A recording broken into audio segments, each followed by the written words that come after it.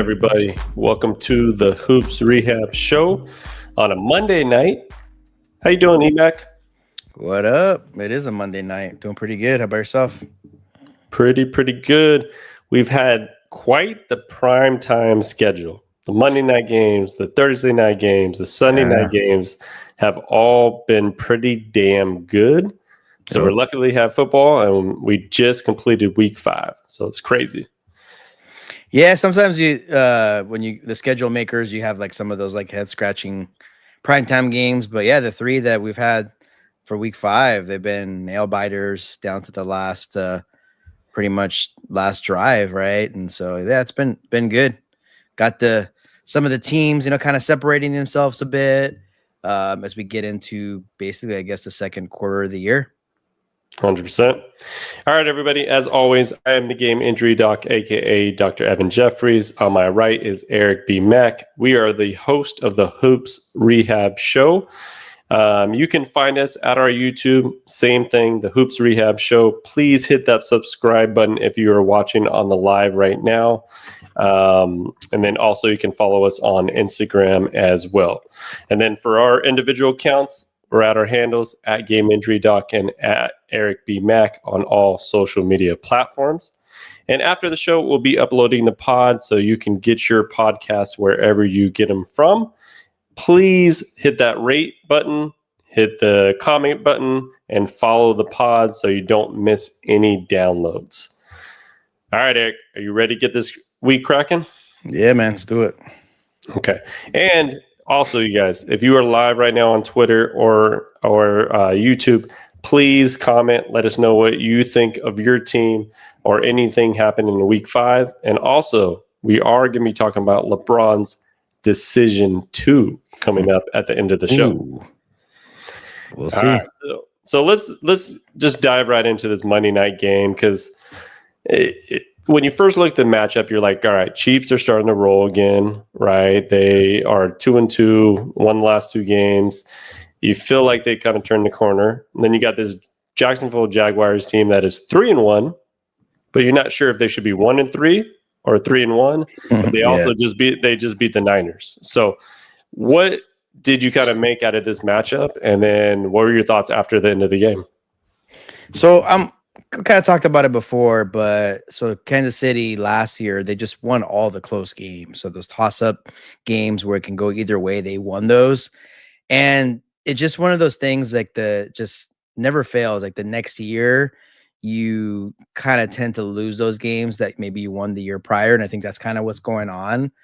I still think they're in a decent spot at 2-3. I don't think they're going to have an amazing record, but I think that division with Chargers losing a couple of games, Denver had a big win against Philadelphia. I think it's kind of getting jammed together, and the last few weeks of the year are going to decide that. But it goes to show just one play really changed the whole complexion of this game. So it was 14, I believe. Kansas City was at the 1, about to punch it in, go up 21-14. What happens? Patrick Mahomes throws an interception. 99 yards later, Devin Lloyd, I believe it was. Yeah, Devin Lloyd picks it off, takes it to the house, and it's reversed. So it's a 14-point swing just like that. And so obviously Trevor Lawrence, got to give him his props. That's a guy that I've really been kind of hard on, and just because he was just the next thing, and he's had some ups and downs, but he made the plays at the end when it counted. And I really thought Mahomes, if he would have had like probably 15, 20 more seconds, he could have probably took it down. But they had a penalty on the kickoff. They had some kind of silly penalties and bad mistakes. When they scored up 4, they kicked it out of bounds. So it's kind of a Chiefs team that's making those mental errors that we're not used to seeing. That's kind of what I'm noticing as well. Yeah, absolutely. With the Chiefs there. My thing is, when you look at Trevor Lawrence, is he the worst great player right now? I mean, going into the game, he had 5 touchdowns and 4 interceptions. Pretty pedestrian. You could call maybe a game manager at this point. But what he showed tonight is obviously a lot of grit, especially on the last possession, making some nice throws to Brian Thomas, who, has been on my fantasy duds list for a while. However, he did make a great grab and kind of made up for a lot of things tonight. But he led him down to the game-winning drive, right? And he is now 4-1 in his division, tied with the Colts, right? So they are doing some good things in Jacksonville. I think Liam Cohen is doing a hell of a job just coaching that team, because offensively they don't look like the Tampa Bay Bucks just yet, right? You think they should, but right now they're doing everything they need to do to win the ball game. Yeah, that division it's tough because they, like, I don't know, man. We're gonna have a top 5 list coming later. Hint, I have neither of those teams, Colts or Jags, on it. But I do like the Colts. They're playing pretty decent. 4-1 as well. Jags are 4-1. Hey, even Houston is kind of showing some life a little bit, maybe to make things interesting. So it's interesting that the two teams that we kind of chose to win that division are kind of neck and neck, and I imagine they got a couple showdowns to come. But yeah, I mean, again, looking at Trevor Lawrence's stats, if you looked again tonight, 18 for 25, 221 and a touchdown and 1 interception. He did have the 2 rushing touchdowns. Yeah. So from a fantasy perspective, that's all that really matters, is him getting in the end zone, whether it's a pass or rush. But again, not outstanding numbers. But hey, look, you got guys that have pretty good numbers, but when their number is called in the end of a game for a game-winning drive, and they shrink. And so I think that's the positive in this, is that he led a game-winning drive against the Kansas City Chiefs, against Patrick Mahomes. Obviously there was some help with some PIs and some holdings and things, but he made a great toss, as you alluded to earlier. And then that rush for the touchdown was pretty amazing. So yeah, kudos to the Jaguars. They're 4-1. We'll see if that's fool's gold or not. This has happened to them a couple of years ago, where they had a really good record and then kind of fizzled at the end. And so come talk to me like week 10, and then I can talk to you about the Jacksonville Jaguars. Yeah. They've been in these moments before where they had a pretty good record kind of going into the second half of the season, and then just kind of fell apart in the second half. So, and that's with Trevor Lawrence. So we'll see if they're going to, stay there with this type of team. But pretty kudos to them, because they're doing an awesome job right now. Now, I wanted to get into the Chiefs, because I do believe what you're saying is, like, this loss isn't the worst thing for them, because they're 2-3. The division leader right now is 3-2, right? Broncos and Chargers are tied there. So I think they're going to be neck and neck throughout the whole season. I am just severely worried about the running game. Do you know who their leading rusher is on the season, Eric? Don't tell me it's Mahomes. Yes. Is Patrick Mahomes, he's been rushing it a little bit more than usual. Is Patrick Mahomes known as a rusher? No. I mean, yes. Does he escape and get those yards when you need it, especially towards the end of the game? 100%. But if Patrick Mahomes is leading your team in rushing, you've got a problem. So I think that's one of their biggest issues right now. And the combination of Hunt and Pacheco, I don't really think is getting it done. But then again, they haven't really had a big running game throughout these years of being successful. They had the 1 year where Pacheco kind of came out of nowhere and had a really solid year. But other than that, the backs really haven't done that much for them as of late. They will get Rice back, right? I think that's going to help. Obviously, on the offensive end, they'll kind of get a cook in there. Kelsey's been decent. I don't think, he's obviously aged and he looks a little bit older, but he's still getting it done on the offensive end. I just think once they kind of get all their pieces, like Rice and the rest of the receivers, back to full strength, they will be cooking on this in the second half of the season there. Yeah, I mean, I don't think we're looking for the Chiefs to have a 1,500, 1,600 yard back, nothing like that. But they do need like some kind of serviceable running game where they can lean on a bit when things are kind of going tough and the weather gets cooler and things like that. So yeah, you're right. They haven't really had that anyways with their big run the last obviously handful of years, but it has just been non-existent. And I'm sure that's something that Andy Reid is probably kind of harping at, the trade deadline's coming up too. Never know. Maybe there's somebody out there they can get with teams that are not doing so well, things of that nature, right? So yeah, we'll see. I wouldn't put them to bed quite yet. They've had a pretty tough schedule, right? I mean, again, next week they play Detroit, so it doesn't get easier at all. But sometimes you play all these tough teams, it kind of gears you up for the playoffs, and I'm sure they'll be there at least as a wild card when it's all said and done. Yeah, for sure. Now, looking at that division with Jacksonville, Colts, and Texans, right? And you got those two teams with 4-1, the top of the division, and then you mentioned right at 2-3.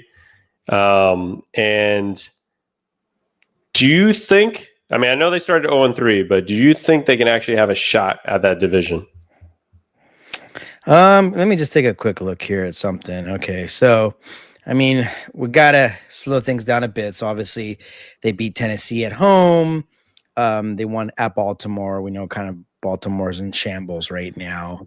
They got a bye week next week, and so their next 3 games: Seattle, San Francisco, Denver, and then they play Jacksonville. So I think they've like turned the corner a bit to maybe not be that bad, but I think it's going to be Colts or Jacksonville when it's all said and done. Yeah, I mean, I think just digging yourself a hole like that at 0-3 is going to be difficult. I think they are the last team, though, that started 0-3 to actually make the playoffs.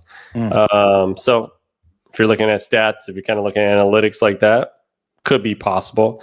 But yep. I am a believer in the Colts team, as you'll see in my top 5 list there.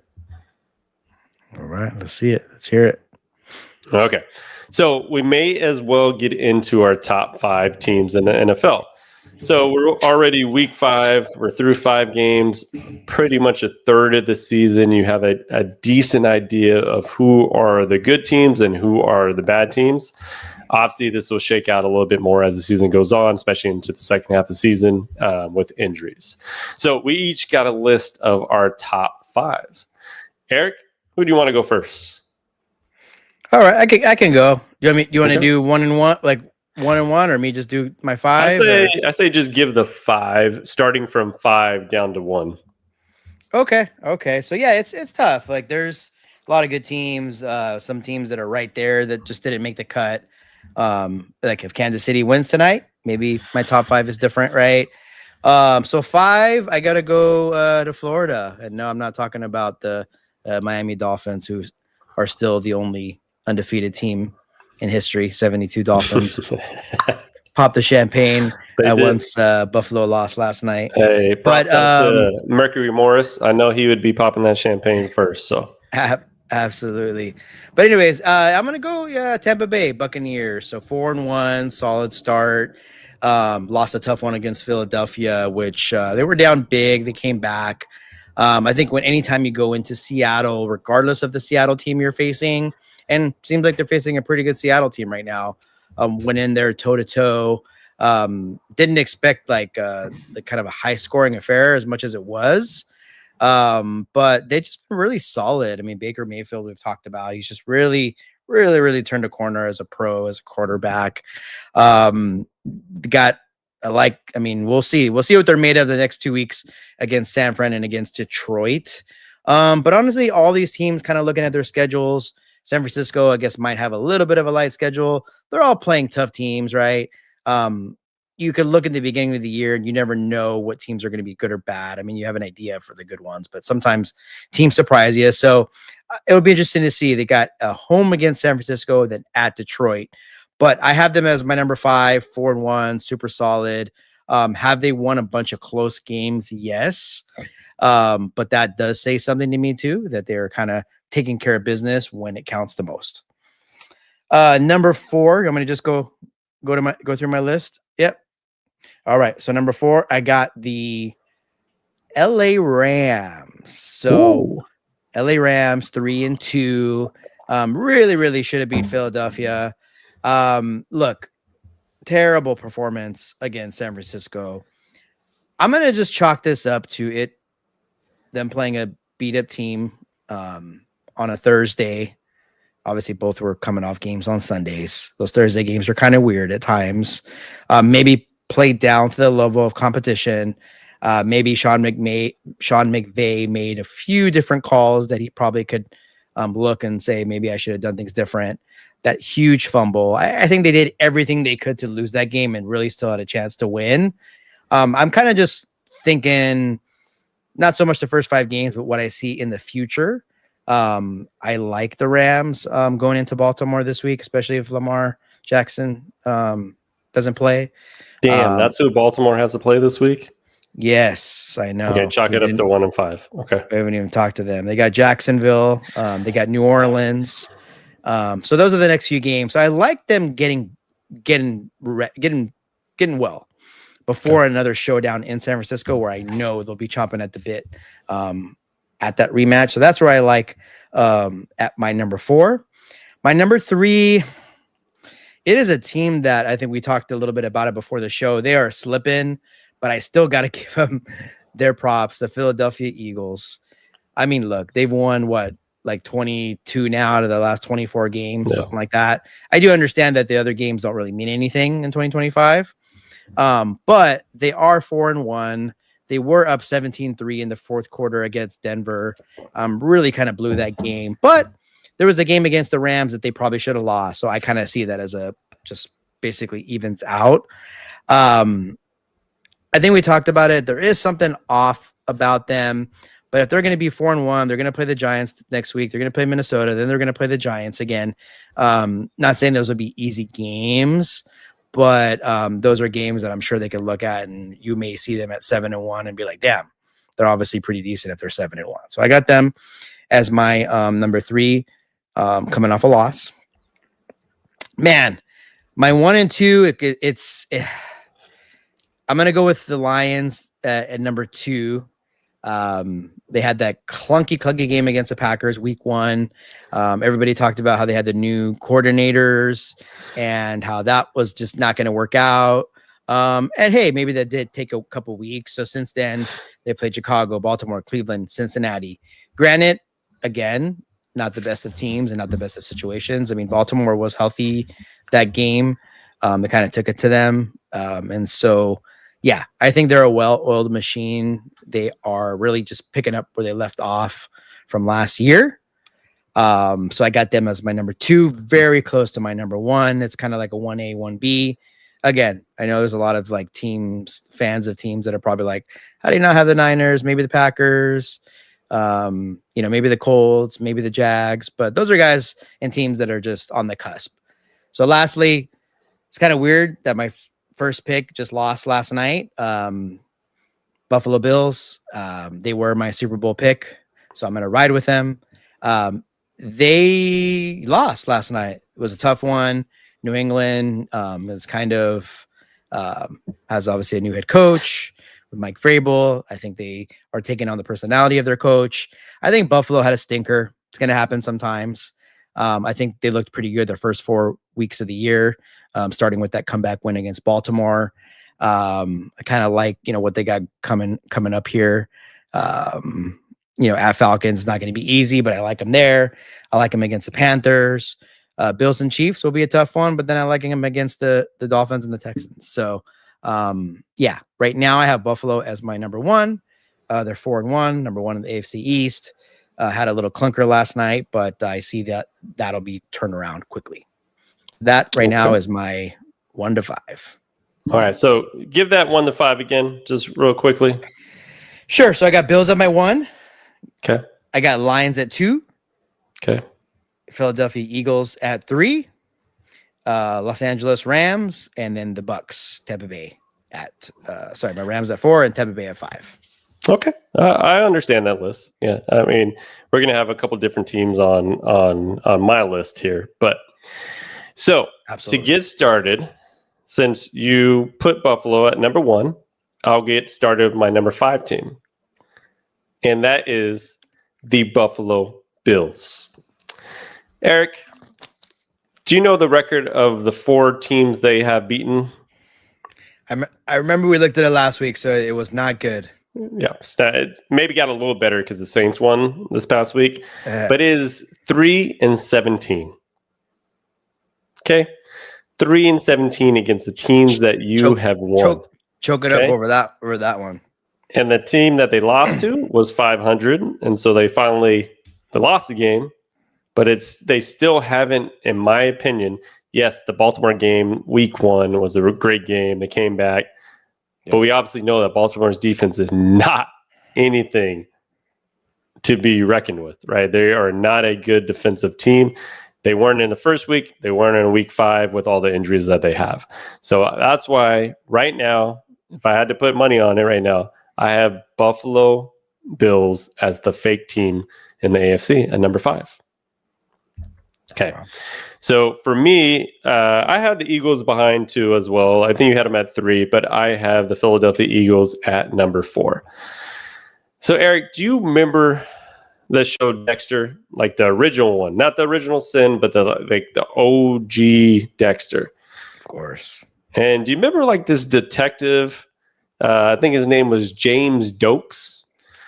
And this dude was always on Dexter's tail. Always on Dexter's tail. And if you guys have seen any memes recently on TikTok or Instagram, if something's in the video and you see something that's just not right, they always put that guy driving, James Doak driving, making sure he's going to find every detail on Dexter. And that's me for the Philadelphia Eagles.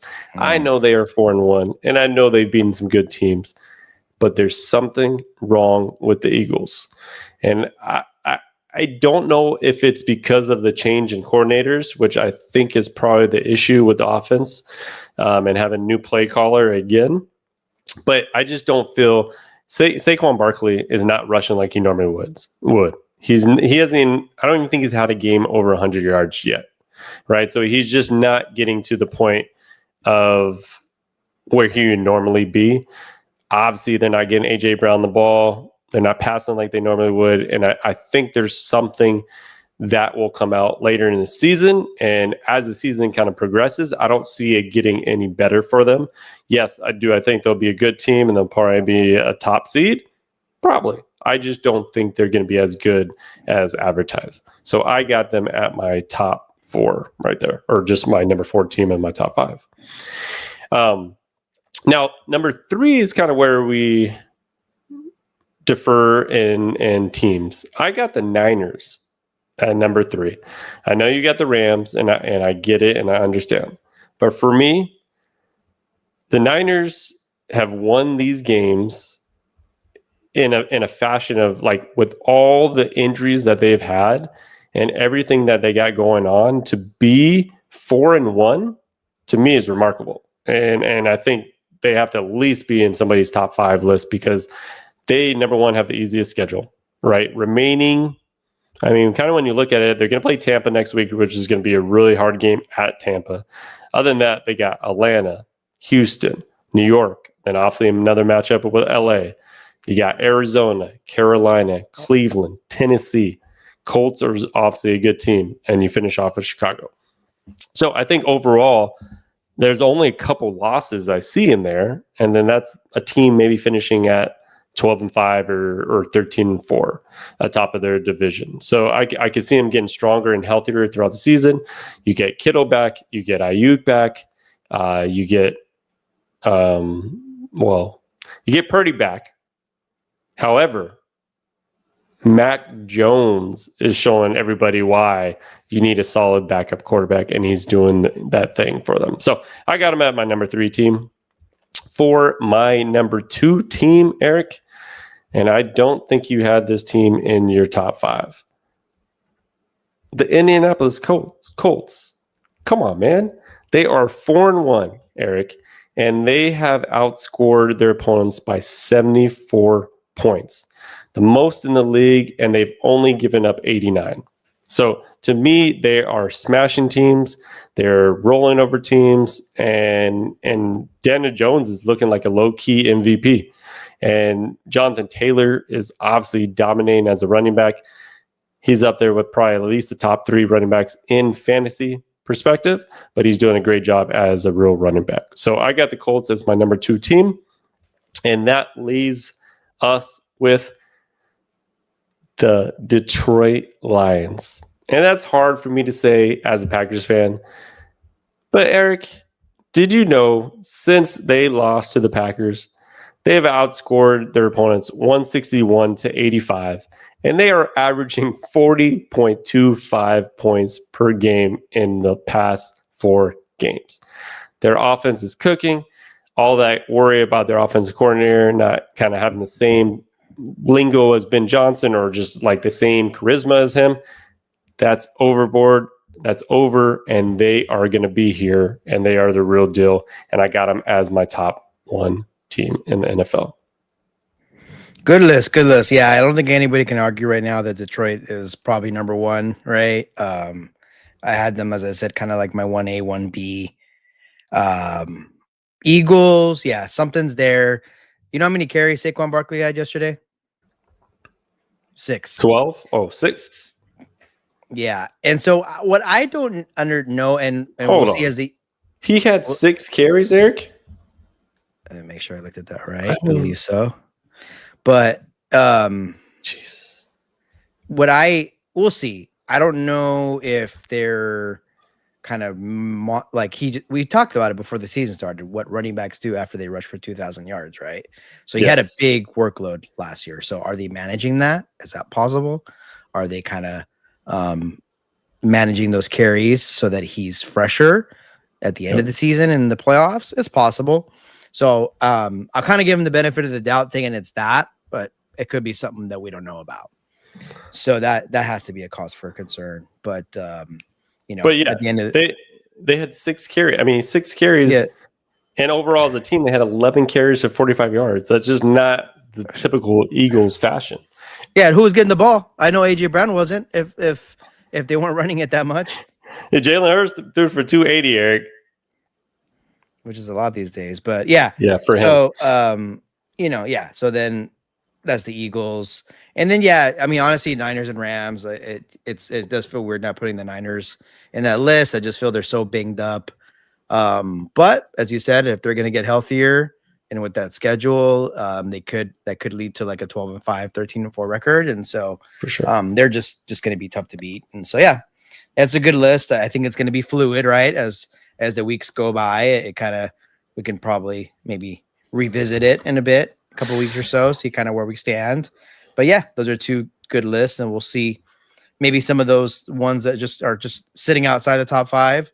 Maybe they'll make some noise and be able to crack it. Yeah, definitely. Great list from both of us. But it'll be interesting to see how this plays and when we get to week 10 and kind of see where they are then. So anyways, let's get into pretty much the biggest injury of the week. There wasn't too many significant injuries to big players. The biggest one was for the Chargers, which they are losing players like flies. They've lost both tackles, which I think has been really affecting them. Obviously, the last 2 games, losing Joe Alt, and then obviously Staley was out at the beginning of the season. But Amarian Hampton left yesterday's game with an ankle injury. He's actually, unfortunately, he's been put on the IR already. So that means he's at least missing 4 games, which means that this is like a 4 to 6 week injury. So likely he's dealing with like a partial tear of the ligaments, a grade 2 sprain. They did not say if it was a high ankle sprain. So they're just calling it an ankle sprain. So even with a low ankle sprain like this, it can still put him out 4 weeks or so, just based on the severity of the ligament damage. So he's going to be out. That leaves him with not too many choices at running back because Najee Harris is out for the season with Achilles tear. So they essentially have a couple guys that are unproven, and I don't see that as a good thing for the Chargers, obviously, because last year we were talking about only if they had a healthy running back because J.K. Dobbins got injured, and the same thing kind of happened to him this year. So hopefully he'll be back soon, but that he's at least out 4 games with that. Yeah, it's tough. I mean, Chargers started off 3-0. here we are 2 weeks later. You visit the Giants, you play home against Washington. They were up 10-0 against Washington, and just a tough injury. We thought that Omarion Hampton would be kind of the beneficiary of obviously some of these injuries on the running back side. And so him being hurt is just not good. We know a quarterback's best friend is the running game. And so it's going to just be all kind of on Herbert now, right? He's going to have to make plays. Yeah. His O-line, as you alluded to, is just beat up. And so, yeah, tough injury. And it's bad if they put you on the IR like right away. It's not one of these things like, oh, let's see how he progresses this week. They're just like, you know what, let's just wrap this up the next 4 weeks and then kind of go from there. And so, hopefully they're still kind of in the thick of things, and hopefully he can come back strong and have a good end of season run for them, because we all know they'll need it. Yeah, definitely. Hopefully he's back soon, but sucks to see. All right, so we get into our favorite segment of the week: fantasy studs and fantasy duds. Yep. So we each give a top 3 for each category. Since you started last time, Eric, I will start with my studs of the week. Number 1, man, I think this guy's been a stud at least a couple times for me, or at least once or twice. But Emeka Egbuka. Did you hear Grunk say his name on air? Oh man, it was pretty funny, but he butchered it. I mean, it's obviously a little harder name to say, but he is a fantasy stud. I think he's the number 3 receiver out there right now, and he's, for a rookie, and what he's doing is just unbelievable. He doesn't look like he's going to stop, and I foresee him being in the top 5 receivers for the end of the season. He doesn't feel like a rookie, doesn't look like a rookie, and he's eating like a fantasy stud. So he is my number 1 of the week. My number 2 is a guy that I put the first week we did this, and I questioned, does he have the ability to be an RB1? And that's Javonte Williams. He has quietly put in a season to remember. And he is, if you've drafted him late in the draft, he's pretty much one of the best values you're probably getting out of any player so far. He's a top 5 running back. He's been consistent. He's almost in the 20s all the time. And you can tell he's rushing for yards, he's catching the ball as well, and he's also scoring touchdowns. So those are 3 things that you want out of your running back, and you're getting them out of Javonte. So I think the Cowboys offense in general, with Dak, Pickens, and when CeeDee Lamb gets back, is going to be a top 5 offense in this league. So they are scoring points in bunches, and I think that will continue the rest of the season. So if you got him, hang on to him.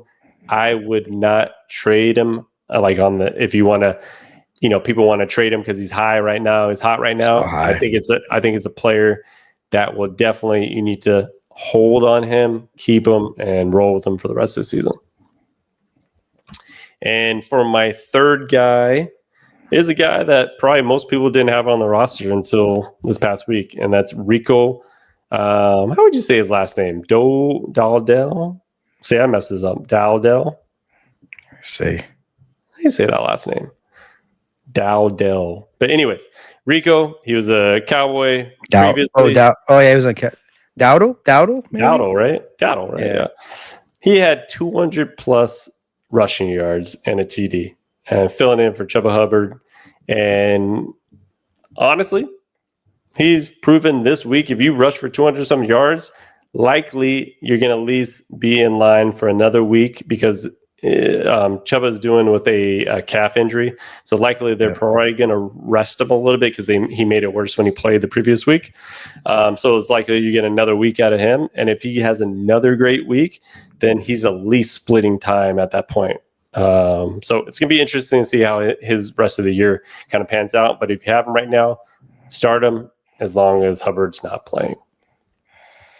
Awesome. Yeah, those are definitely some good picks. And if you got them on your team, hang on to them, because they've been balling out. Obviously, just young guys, some guys getting a second chance on a different team. Sometimes that's all that's needed. And so having some really good years. And so for mine, top 3 studs, and kind of looking at the names, it's actually kind of just some old reliables, I guess, in a way, kind of semi with the last 2 at least. But so I'm gonna go CJ Stroud. I'm going with him because we kind of talked a little earlier. So he had a rough first few weeks, and there was a lot of clowning on him. They kept showing the video of him with what's his name, Williams, right, from the Bears when they played him. Oh, yeah. Caleb Williams when he played him last year. Come here. Let me talk to you. Let me give you some advice. Let me give some advice. And I guess like since then, you look at the stats, it's like off the charts. I mean, the comparison. So 244 yards, 4 touchdowns. Hopefully there's somebody that you guys played. He had a favorable matchup against Baltimore, which is weird to say because that defense is just bad. And so he had a really obviously solid game there. One of the top quarterback performances of the day.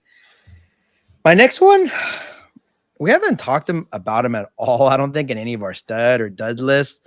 But I started getting curious because I saw Christian McCaffrey's game the other day. And so, 57 rushing yards, 82 receiving. He had a bunch of grabs. He had a touchdown. I started looking, and in a kind of a standard PPR league, he is your number 1 running back right now, which is just crazy, right? So through 5 weeks, he's your number 1. He's had nothing but 22, 23 and up points per game. Just been a stud out there. Obviously, San Francisco's been banged up, as we talked about a few times. But man, obviously, when he's healthy, I mean, he's just a baller. I think that was the only concern was his health. That's always the only concern. And he's healthy and he's balling out. So kudos to C-Mac, man. And then my last one, I gotta give him some love. He's having a tough time right now on the Bengals, right? Like Jamar Chase. I mean, it is the definition. So lonely. Yeah. So lonely. He needs his best friend. Yeah. Yep. I mean, Bengals, dude, you look at some of these teams, it just shows how much a really good quarterback, just really like they make such a big difference. I mean, it changes everything if your quarterback's injured and you have like one of the top guys. And so Jamar Chase has really been boomer bust. He's had like 2 really good games, and the other games have just been really not so good from a fantasy perspective. So I felt like he was just like, you know what? I'm going to just go up there and catch these balls. 2 touchdowns, 110 yards. So for those that have him, he's like, you know what? Don't think about sitting me because I can still go off. So those are my studs of the week. There's obviously some honorable mentions, but those are the 3 that kind of stood out to me. Is T. Higgins on the team anymore? I know. Because, I mean, has been, 5 games, and he's only had 1 game where he had 56 yards, and the rest of the year is well below that. So they paid a lot of money to those receivers, and like you said, if they don't have their stud at quarterback, it really doesn't make a difference for them. So good list right there with your studs. All right, so I will drop my fantasy duds now. This is a guy that obviously was a fantasy stud the previous week and picked up in most leagues, and that's Woody Marks. Yeah. For the 51% of people who started him on ESPN, he got you 2.4 fantasy points. Clap for him. Mm-hmm. See, this is what happens with fantasy. You go out and you go on your waiver wire, you drop whoever you need to drop just to get the one guy that dominated for the week, and he goes out and does nothing the next week. So that's fantasy for you, but he is definitely on the duds list because 51% of people started him. So that's a lot of people that got 2.4 fantasy points. Yeah. Number 2, I'm going to go with a quarterback. And if you had to start this quarterback, I'm sorry. You must be in a 2-quarterback league or just in general was pretty desperate with all the buys this week and maybe some injuries. Geno Smith. Been bad. Okay. He has 9 interceptions in 5 games, 6 touchdowns there. Yesterday, he threw for 228 yards, had two more interceptions. Just looking awful. They've lost the last 4 games. The Raiders are looking like the Raiders. Doesn't matter if Pete Carroll's there. I think he's pretty close to benching him. However, there's not really a better option. And that's why they should have drafted Shedeur Sanders. I thought they would have. I thought he was wanting to be a Raider forever. Tom Brady was his mentor. I thought that made sense. If I'm the Raiders right now, I make the call to Cleveland, give him a 6th-round pick, whatever it takes to get Shedeur, at least to have him build his confidence out of Cleveland, because I don't think that's a good situation to be. Bring him to the what do they call them? Whatever they call silver and black, silver and black, whatever, right? And at least see what you can get out of him for the rest of the season, because you just paid Geno a ton of money, and I don't think you're going to have him as your starter if he throws for 20 plus interceptions in the season. So that's Geno Smith as my number 2. And my last guy, we're going back to the Bengals. Just because how high this guy was drafted. Chase Brown, do something. Just do anything. Rush the ball for something. I mean, last week, maybe if he got saved because of PPR, he had 27 yards rushing and 7 receptions for 21 yards. So say he got 11 points in that game. However, he has not rushed for more than 47 yards on the season, and his highest fantasy point total in ESPN is 13.1. So for a guy that was drafted so high, he's got to be one of the worst draft picks up there based on where he was drafted. So those are my fantasy duds. Speaking of do something, I'm gonna just hop right into it. I'm not gonna. It's not gonna be a soliloquy. I'm gonna make this brief. My list should really be the AJ Brown Invitational. I don't know why. How many weeks have you had him on there, Eric? I don't know how many weeks. I don't know why I got to keep having him on there. It should just be like a known. It's gonna like happen. It shouldn't really be a surprise. So another just bad game, 5 catches for 43 yards. It's probably been one of his better games, actually, sadly. So, I mean, we talked about Philly. They're not rushing the ball. They're not throwing the ball. I don't know. I don't know how they're 4-1. But, yeah, A.J. Brown, you might – it's if you have options, you might want to consider kind of sitting him until you see something kind of happen there. Next guy who actually I had on my studs because he's had a pretty good year thus far. So it'd be Quentin Johnston from the Chargers. So kind of came back down to earth a little bit this week. Chargers were a mess. So you can't blame it all on him. 4 catches, 40 yards. So when you kind of get used to the production that he's been getting, when you get that, it's obviously not great. My last guy, I mean, no disrespect. I mean, this guy is, I think, again, kind of like the Buffalo Bills. I think he just had a bad game. James Cook. So it's tough, right? Especially if you're down, right? And you're coming into Sunday night and you got James Cook and you're like, oh, he's going to be cooking. And then he kind of has a performance like that. It's a letdown. No receptions. That was another thing that I kind of saw. So 0 catches and just 49 yards rushing, no touchdowns. Very pedestrian type game. So yeah, those are my duds that stood out to me in week 5. Well, hopefully we can turn some of those fantasy duds into studs by talking that mess about them. And hopefully next week they turn it around. All right, this brings us to our last segment. And we are going away from football and back to basketball. Yes, and we got Adam here on the YouTube chat. Did LeBron retire? This is what we are all wondering because LeBron decided to tweet out today. The decision 2 is tomorrow at 9 a.m., I believe. So, Eric, when I first saw that tweet, I think I sent a message to you.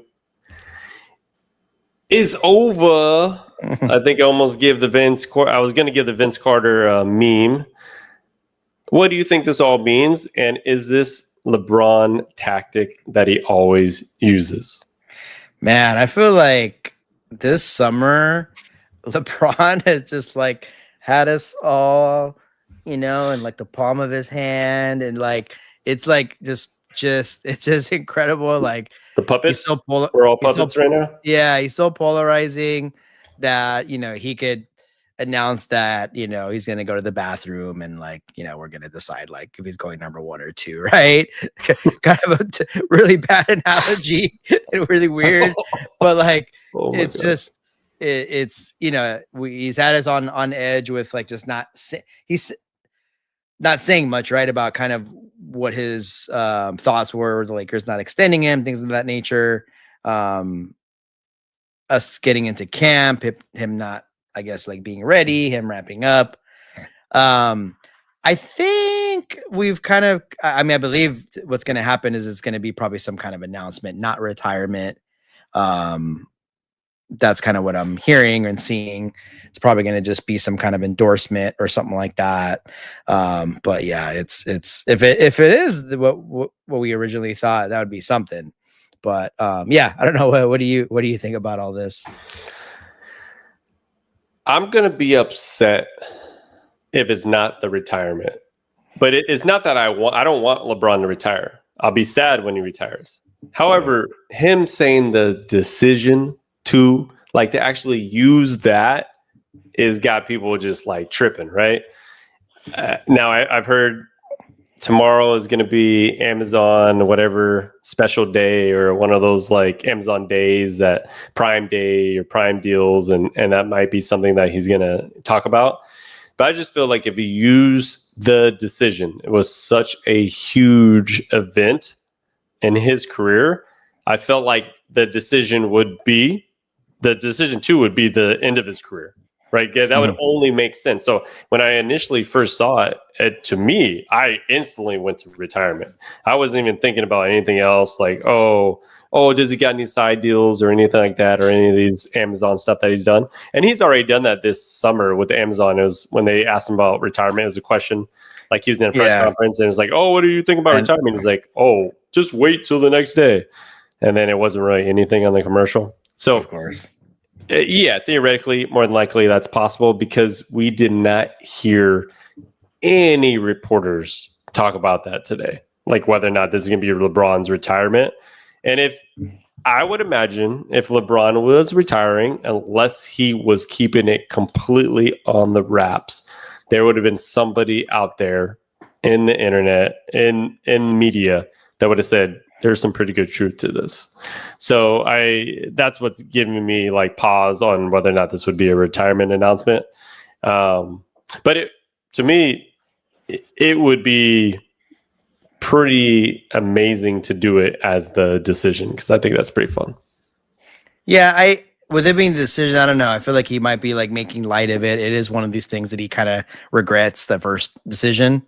Yeah, like him putting on that whole theatrics. So that's kind of maybe like what makes me think like, oh, it's kind of making fun of it in a way, right? So his career, I don't think he's going to do something where he's like making fun of something. Obviously anything's possible, but yeah, I think you're right too, that it's really wasn't really reported on much. Yeah. But yeah, we'll see you tomorrow at whatever time it's supposed to be. But yeah, it's LeBron is like hanging in the news for sure. And so he is only one of a few people that can really put this out there. And I think like Laker tickets were starting to kind of went up. Yeah. They went up and things like that. And so, yeah, but we'll see. And the way he went to Lakers media today and talked about potential retirement and how long he's going to play, it didn't seem like he was retiring right now. Yeah. I think he will have to play this year and see how his body does. And then it will be one of those where at the end of the year, or even halfway through this year, he might say, man, this is becoming pretty damn impossible for me to get going every day. My body's just not feeling the same. And then he might make a decision 2 months into the season, 3 months into the season. But I don't see that. I see that more likely the case versus the decision tomorrow, which I instantly thought was a retirement. So, yeah, I see that. Yeah. If it's going to happen, he'll probably like with like a month or two left. Technical difficulties here. With like a month or two left in the season, he's going to think like, man, I can't imagine doing this for another season and a half, right? Basically at that point. Yeah. So, yeah, we'll see. but most likely is just kind of poking fun at things, and Definitely. we'll be ready for year 23. 100%. All right, y'all. If you guys if you all have any thoughts on that, let us know. Put it in the comments or send us some DMs, and we'll get to them on another show. Eric, you got anything else before we get out of here? No, man, that's it. Good show. We'll see you guys later in the week. Yeah, definitely. All right, guys, we are out of here. And for the Hoops Rehab team, we are out. Peace out, guys.